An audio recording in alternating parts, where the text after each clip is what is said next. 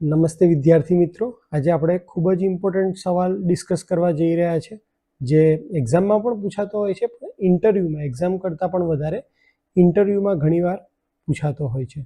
અને એ સવાલ છે કે ટ્રાન્સફોર્મરને જ્યારે આપણે ડીસી સપ્લાય આપીએ ત્યારે શું થાય છે. આપણને બધાને ખ્યાલ છે કે ટ્રાન્સફોર્મર એ એસી સપ્લાય ઉપર કામ કરે છે, જેમાં એ ફ્રીક્વન્સી ચેન્જ નથી કરતું, પાવરમાં ચેન્જ નથી કરતો, ખાલી વોલ્ટેજ અને કરંટમાં ચેન્જ કરે છે.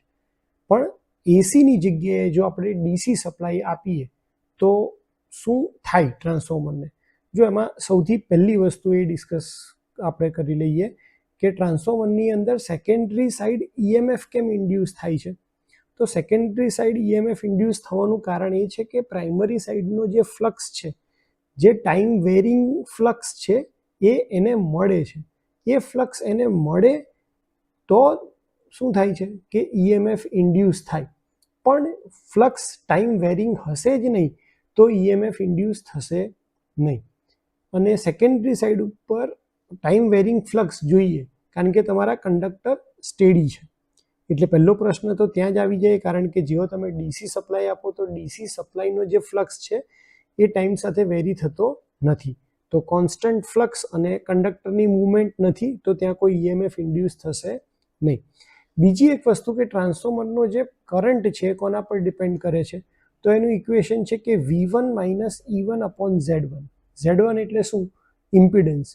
આપણને ખબર છે કે ઇમ્પિડન્સ એટલે કોનું કોમ્બિનેશન? રેઝિસ્ટન્સ અને ઇન્ડક્ટન્સનું કોમ્બિનેશન હોય એને આપણે કહીએ છીએ ઇમ્પિડન્સ. તો ટ્રાન્સફોર્મરમાં ઇમ્પિડન્સની વેલ્યુ વધારે છે. કેમ?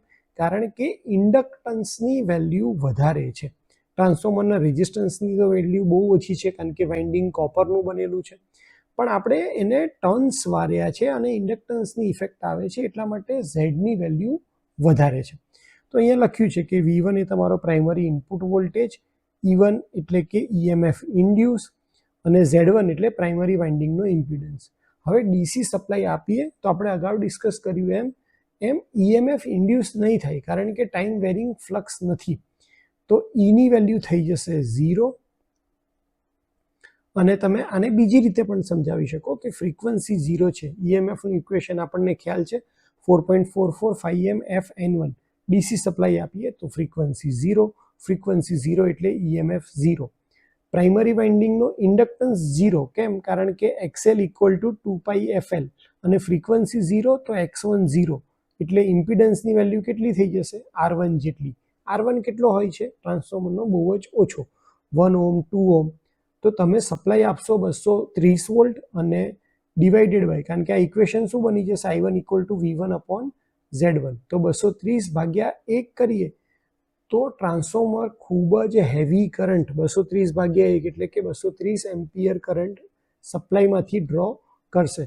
અને એટલા માટે ટ્રાન્સફોર્મરની પ્રાઇમરી વાઇન્ડિંગ બહુ જ ગરમ થશે. સારું એ છે કે ટ્રાન્સફોર્મરની સેકન્ડરી વાઇન્ડિંગ છે એ ઇલેક્ટ્રિકલી કનેક્ટેડ નથી, મેગ્નેટિકલી કનેક્ટેડ છે, અને એટલા માટે સેકન્ડરી વાઇન્ડિંગને નુકસાન નહીં થાય. પણ પ્રાઇમરી વાઇન્ડિંગને આનાથી જરૂર નુકસાન થશે જો તમે ટ્રાન્સફોર્મરને ડાયરેક્ટ ડીસી સપ્લાય સાથે કનેક્ટ કરો તો. ઇન્ટરવ્યૂમાં બેઠા હોય ત્યારે તમે આખો લાંબુ એક્સપ્લેનેશન ડિટેલમાં એ લોકો પૂછે તો સમજાવી શકો. અધરવાઇઝ જો તમારે ખાલી એક જ વાક્યમાં તમને જવાબ આપવાનું કે તો તમે કહી શકો કે ટ્રાન્સફોર્મરને જો ડીસી સાથે કનેક્ટ કરવામાં આવે તો એ ખૂબ જ વધારે કરંટ પ્રાઇમરીમાંથી ડ્રો કરશે. અને પછી તમને વધારે ડીપમાં પૂછે તો તમે આખું એક્સપ્લેનેશન ઇક્વેશન સાથે સમજાવી શકો. એક્ઝામમાં જો તમને પૂછાય તો તમે એક્ઝામમાં આ ઇક્વેશન લખી અને સેમ વસ્તુ જે મેં સમજાવી એ તમે સમજાવી શકો છો. Thank you so much.